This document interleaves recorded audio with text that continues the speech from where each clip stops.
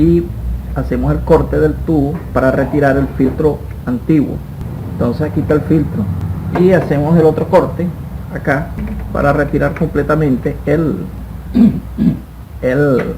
la unidad condensadora.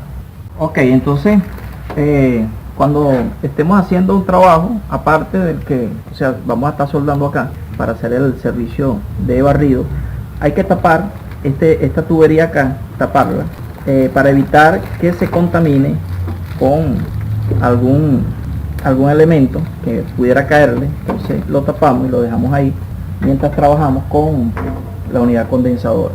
Antes de realizar la soldadura, o sea, antes de conectar esto, debemos acordarnos de retirar la válvula que tiene internamente con la misma tapa. Retiramos la válvula